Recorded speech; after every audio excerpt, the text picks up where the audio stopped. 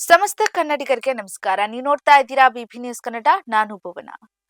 ಸದೃಢ ರಾಜಕಾರಣಿ, ಅತ್ಯಂತ ಪ್ರಭಾವಿ ನಾಯಕ, ಮಹಾರಾಷ್ಟ್ರದ 8ನೇ ಉಪಮುಖ್ಯಮಂತ್ರಿ, ಜೊತೆಗೆ ಅತಿ ಹೆಚ್ಚು ಸುದೀರ್ಘ ಕಾಲ ಡಿಸಿಎಂ ಆಗಿ ಸೇವೆ ಸಲ್ಲಿಸಿದಂತ ಕೀರ್ತಿ ಅಜಿತ್ ಪವಾರ್ ಅವರಿಗೆ ಸಲ್ಲತ್ತೆ.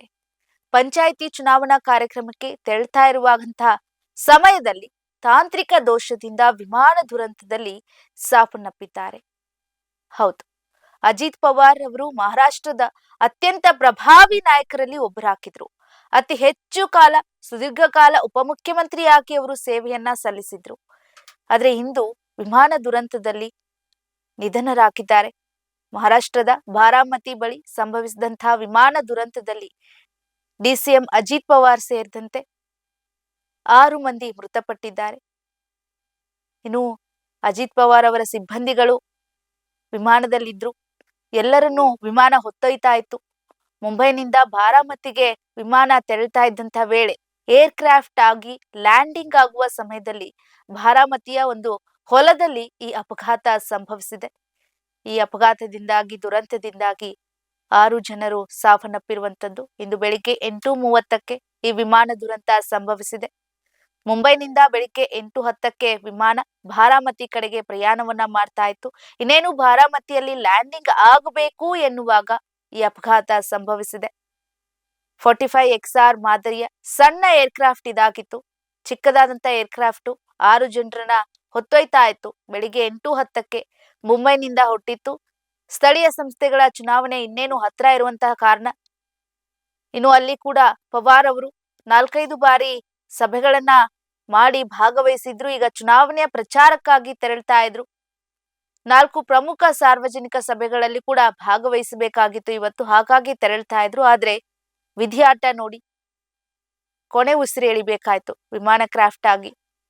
ಲಿಯರ್ ಜೆಟ್ 45 ವಿಮಾನ ಮುಂಬೈನಿಂದ ಹಾರಾಟ ಆರಂಭಿಸಿದಂತ 1 ಗಂಟೆ ನಂತರ ಲ್ಯಾಂಡಿಂಗ್ ಇನ್ನೇನ್ ಆಗಬೇಕಿತ್ತು. ಆದ್ರೆ ಈ ಒಂದು ದೊಡ್ಡ ಘಟನೆ ನಡೆದೋಯ್ತು. ನಿಯಂತ್ರಣವನ್ನ ಕಳೆದುಕೊಂಡಿತ್ತು. ಜಿಲ್ಲಾ ಪರಿಷತ್ಗಳು ಮತ್ತು ಪಂಚಾಯತ್ ಸಮಿತಿಗಳಿಗೆ ನಡೀತಾ ಇರುವಂತಹ ಚುನಾವಣೆಗಳ ಮಧ್ಯೆ ಪವಾರ್ ಅವರು ಸಾರ್ವಜನಿಕ ಸಭೆಯಲ್ಲೂ ಕೂಡ ಭಾಗವಹಿಸೋದಕ್ಕೆ ಮುಂಬೈನಿಂದ ಬಾರಾಮತಿಗೆ ಈ ಪ್ರಯಾಣವನ್ನ ಬೆಳೆಸ್ತಾ ಇದ್ರಂತ ಮಾಹಿತಿ ಲಭ್ಯವಾಗ್ತಾ ಇದೆ. ಅಜಿತ್ ಪವಾರ್ ಅವರು ಮಹಾರಾಷ್ಟ್ರದ ಉಪಮುಖ್ಯಮಂತ್ರಿಯಾಗಿ ಸತತವಾಗಿ ದೀರ್ಘಕಾಲ ಸೇವೆಯನ್ನ ಸಲ್ಲಿಸಿದವರಲ್ಲಿ ಒಬ್ಬರಾಗಿದ್ದಾರೆ. ಸಾಕಷ್ಟು ಹೆಸರನ್ನ ಮಾಡಿದ್ದಾರೆ, ಸಾಕಷ್ಟು ಜನಸೇವೆಯನ್ನ ಮಾಡಿದ್ದಾರೆ. ಮುಖ್ಯಮಂತ್ರಿಗಳಾದಂತಹ ಪೃಥ್ವಿರಾಜ್ ಚವ್ಹಾಣ್, ದೇವೇಂದ್ರ ಫಡ್ನವೀಸ್ ಅವರು, ಉದ್ಧವ್ ಠಾಕ್ರೆ, ಏಕನಾಥ್ ಶಿಂದೆ ಅವರು ಸರ್ಕಾರದಲ್ಲಿ ಉಪಮುಖ್ಯಮಂತ್ರಿಯಾಗಿ ಸೇವನ್ನ ಸಲ್ಲಿಸಿದ್ದಾರೆ ಅವರು. ಇನ್ನು 1959 ಜುಲೈ 22ರಂದು ಅಜಿತ್ ಪವಾರ್ ಅವರು ಜನಿಸ್ತಾರೆ. 1991ರಲ್ಲಿ ಬಾರಾಮತಿಯ ಸಂಸದೀಯ ಕ್ಷೇತ್ರದಿಂದ ಮೊದಲ ಬಾರಿಗೆ ಲೋಕಸಭೆಗೆ ಆಯ್ಕೆಯಾಗ್ತಾರೆ. ನಂತರ ಅವರ ಚಿಕ್ಕಪ್ಪ ಶರದ್ ಪವಾರ್ ಅವರು ಆ ಸ್ಥಾನವನ್ನ ಬಿಟ್ಟು ಕೊಡ್ತಾರೆ. ಅವರಿಗೆ ಆ ಸ್ಥಾನವನ್ನ ಚಿಕ್ಕಪ್ಪನವರಿಗೆ ಬಿಟ್ಟು ಕೊಡ್ತಾರೆ. ಬಾರಾಮತಿ ವಿಧಾನಸಭಾ ಕ್ಷೇತ್ರದಿಂದ 7 ಬಾರಿ ಮಹಾರಾಷ್ಟ್ರ ವಿಧಾನಸಭೆಗೆ ಆಯ್ಕೆ ಆಗ್ತಾರೆ. ಮೊದಲ ಬಾರಿಗೆ 1991ರಲ್ಲಿ ಉಪಚುನಾವಣೆಯಲ್ಲಿ ಗೆಲ್ತಾರೆ. ನಂತರ 1995, 99, 2004, 2009 ಮತ್ತು 2014ರಲ್ಲಿ ಸತತವಾಗಿ ಗೆಲುವನ್ನ ಗಳಿಸ್ತಾರೆ. ಗೆದ್ದು ತಮ್ಮದೇ ಗೆಲುವನ್ನ ಮಾಡ್ಕೊಳ್ತಾರೆ.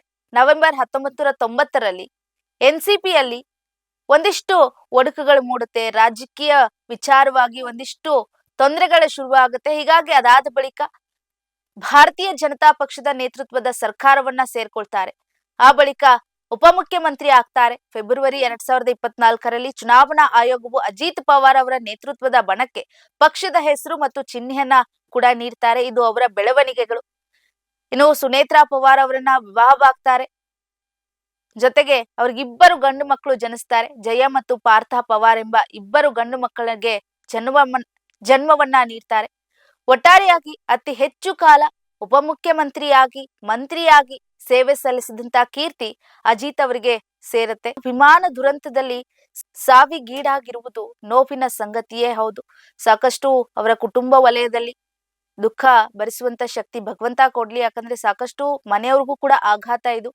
ಅಜಿತ್ ಪವಾರ್ ಅವರಿಗೆ ಈ ತರ ವಿಮಾನ ಕ್ರಾಶ್ ನಲ್ಲಿ ದುರಂತದಲ್ಲಿ ಸಾವನ್ನಪ್ಪಿದ್ದಾರೆ ಅಂತ ವಿಚಾರ ತಿಳಿತಾ ಇದ್ದಂತೆ ಕುಟುಂಬದವರ ಕಂಬನಿ ಮಿಡಿತಾ ಇರುವಂತದ್ದು ಯಾರು ಕೂಡ ಊಹಿಸಿರ್ಲಿಲ್ಲ. ಯಾಕಂದ್ರೆ ಅವಾಗವಾಗ ಹೋಗಿ ಬರ್ತಾ ಇರ್ತಾರೆ. ಅವರ ಒಂದು ವಿಮಾನದಲ್ಲಿ ಯಾವಾಗ್ಲೂ ತೆರಳ್ತಾ ಇದ್ರು. ಆದ್ರೆ ಈ ರೀತಿ ಆಗುತ್ತೆ ಅಂತ ಇವತ್ತು ಬೆಳಿಗ್ಗೆ ಯಾರು ಕೂಡ ಊಹಿಸಿರ್ಲಿಲ್ಲ. ಅವರ ಮನೆಯವರಿಗೆ ಸಾಕಷ್ಟು ಒಂದಿಷ್ಟು ನೋವಿನ ಸಂಗತಿ ಇದು. ಇದಾಗಿತ್ತು ಇವತ್ತಿನ ವಿಶೇಷ ವರದಿ. ಸಮಗ್ರ ಸುದ್ದಿಗಳಿಗಾಗಿ ಸದಾ ಗಮನಿಸಿ ಬಿಪಿ ನ್ಯೂಸ್ ಕನ್ನಡ. ಇದು ಕನ್ನಡಿಗರ ಪ್ರತಿಧ್ವನಿ.